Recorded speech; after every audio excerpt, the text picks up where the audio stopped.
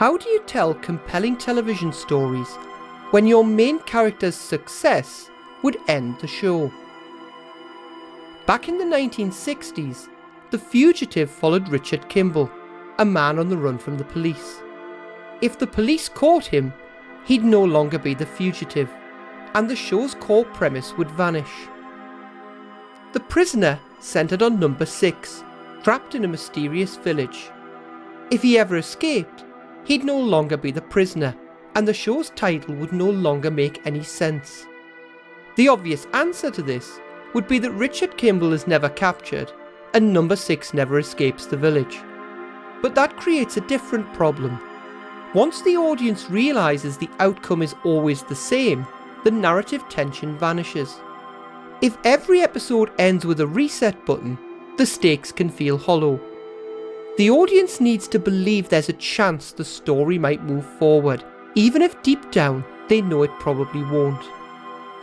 And that brings us to Stardate 48315.6, or January the 16th, 1995, whichever way you want to look at it, and the premiere of Star Trek Voyager, a brand new TV series, the first show on the new UPN network in the United States. A brand new network and a bold new premise. A starship flung 70,000 light years from home, facing a journey back that could take 70 years. We're over 70,000 light years from where we were. We're on the other side of the galaxy. Even at maximum speeds, it would take 75 years to reach the Federation. But one thing is clear. Both crews are going to have to work together if we're to survive. The mission was clear: get back to Earth. I once read a Reddit post from someone who had watched the Voyager pilot with his dad, live on UPN's opening night. At the end of the episode, after Captain Janeway gives her speech about the long journey home, his dad turned to him and said, "Well, you know what this is going to be every week. They're going to try and get home, and it's not going to work." Rather than refer to him as the Reddit poster's dad, let's call him Bob. Bob wasn't wrong to be sceptical. Television has trained us to expect that if a show's premise is about a long journey or impossible goal, that goal will never be reached, at least not until the final episode. By the time of Voyager's first episode, Star Trek had already established the idea of wormholes existing in the Star Trek universe. A wormhole being a shortcut between distant areas of space. Dax, we might have just discovered the first stable wormhole known to exist. Bring us about, Lieutenant. So it was logical that the USS Voyager, trying to make its way back to Earth, would be looking for wormholes. And we'll be looking for wormholes, spatial rifts, or new technologies to help us. Somewhere along this journey, we'll find a way back. Mr. Paris, set a course for home. In the 6th episode of the first series, entitled Eye of the Needle, Voyager first discovers a wormhole. Ensign Kim has reported an exciting discovery, a subspace disturbance which may be a wormhole. Verteron emanations, tunneling secondary particles. It certainly looks like a wormhole. But is it stable enough for us to enter? And if it is, where does it lead? If there's even the possibility of finding a wormhole, I think we can afford a detour. Silly Janeway. Obviously she didn't understand television like Bob did, because Bob was starting to groan mere seconds into the episode. But Bob underestimated Star Trek's writers. The writers knew they couldn't just write an episode where Voyager discovers a wormhole, and for whatever reason, it fails to get them home. They were well aware that Bob was out there, and that he would be saying, "I told you so." And so the writers deal with Bob's groans a mere 4 minutes into the episode. On screen. Increase to highest magnification.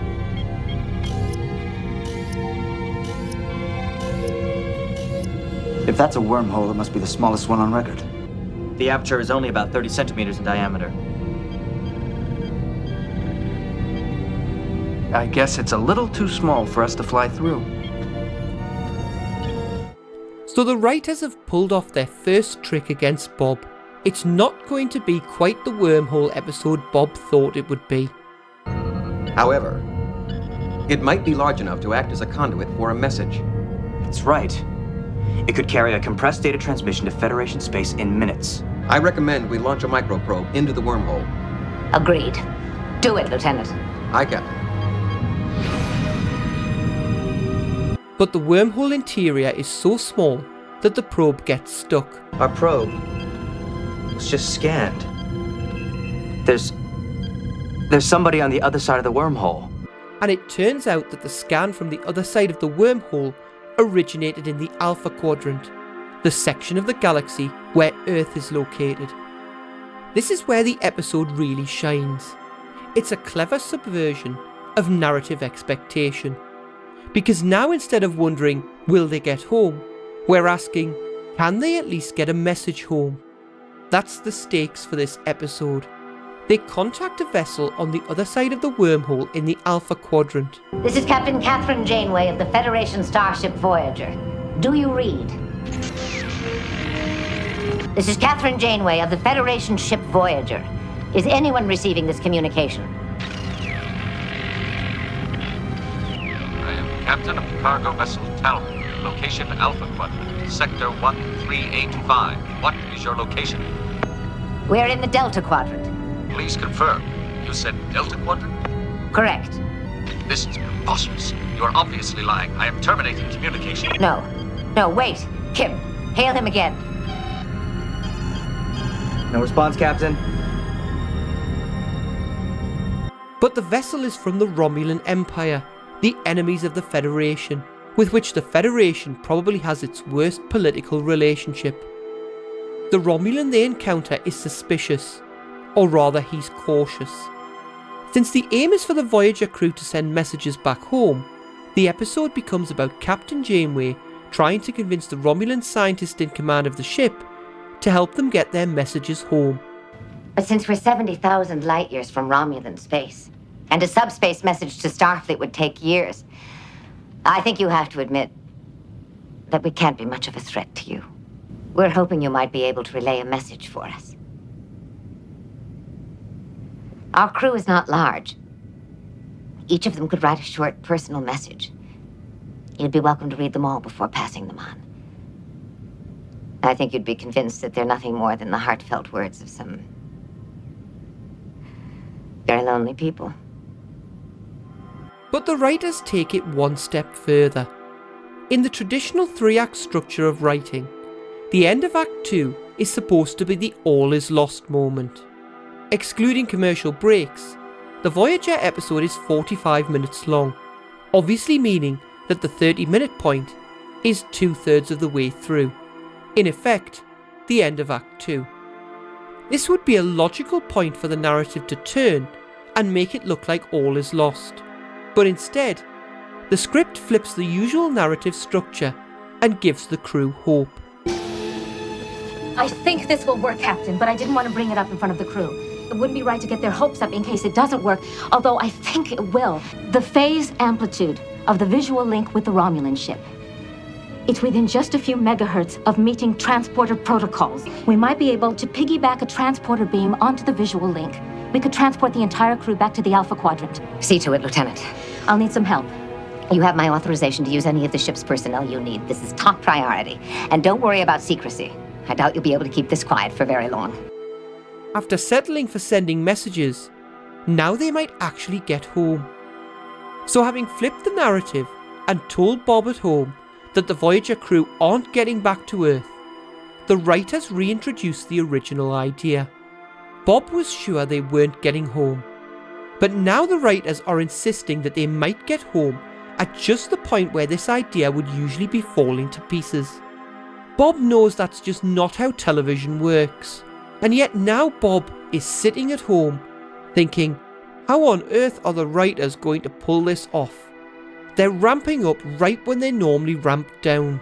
The very reason Bob was ready to write this episode off in the first minute has now turned against him. And that's the real genius of this episode. Energize.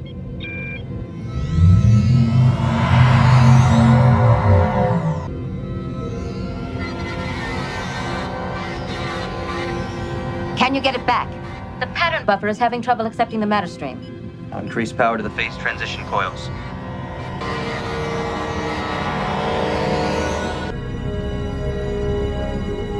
Congratulations, Captain. You've done it. Very impressive. And then the writers give a little tease. Eventually, we'll have to try transporting a person. One of our crew will beam to your ship if you'll allow it. I'm afraid I can't permit that, Captain. My government would never allow Starfleet personnel on this ship. From a narrative point of view, that would have been the emptiest of reasons for them not to succeed. But it's quickly battered away. If we can't transport to your ship, how are we to get back? I'll arrange for a troop ship to join me. That would easily accommodate your crew. Very well. It's not easy to beam through the wormhole, but every test so far has worked.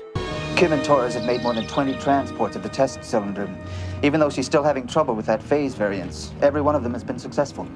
I'll volunteer to transport to your ship and back again. Although narrative tradition follows a 3-act structure, in practice, in Voyager's first season, episodes were written with a 4-act structure, and there is a rule in television writing that the end of the penultimate act, just before the final ad break, always ends on the moment of maximum jeopardy. In the Next Generation episode, The Defector, it's the moment where Captain Picard decides to enter the Romulan neutral zone, risking war on the word of a man he's not sure he can trust. Any edge will help, Captain. Don't depend on it. For all we know, he may still be lying, but we shall find that out soon enough. Number 1, set course for Nelvana 3.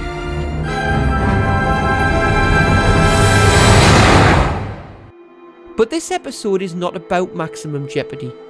The penultimate act ends not on an all is lost moment, but a yes it worked moment. Well, let's try it. Energize.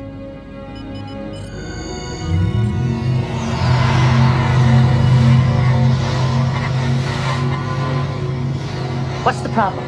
It's the phase variance in the radiation stream.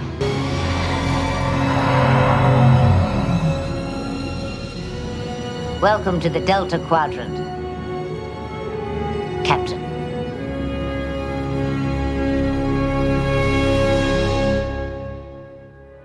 The writers are doubling down on their suggestion that the Voyager crew have found a way home, and there's not much of the episode left. Bob is watching at home thinking, they can't be getting home, that's just not how television works.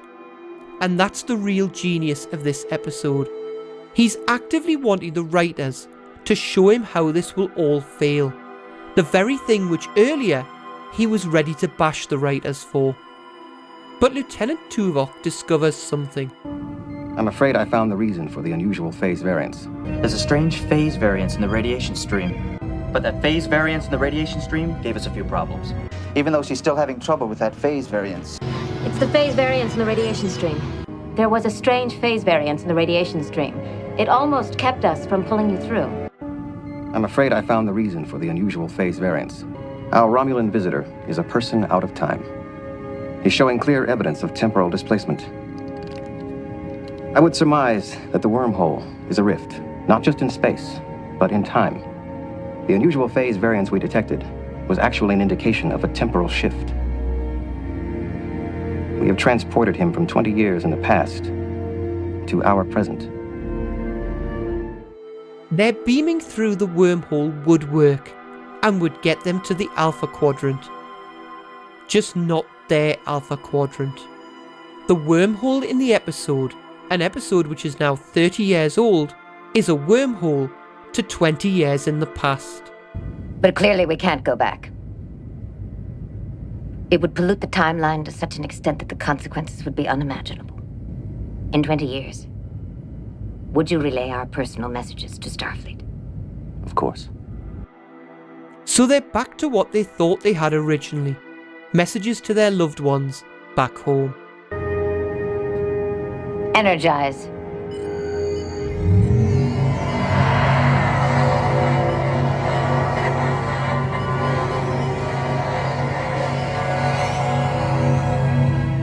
I'll tell the crew.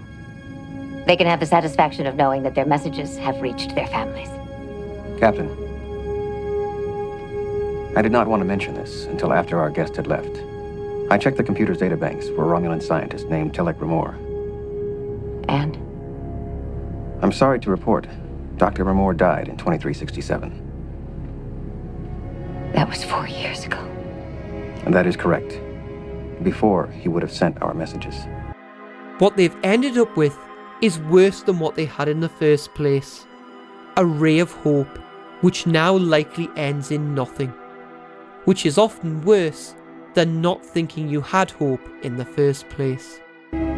Or he could have given our computer chip to the Romulan government. It is possible. Unfortunately, there is no way to know.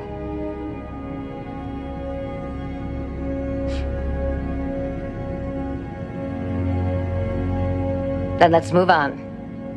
We've got a long way to go. And so we end a brilliant episode. Bob underestimated the writers when he watched the Voyager pilot. He won't underestimate them again. Touché, writers. Touché.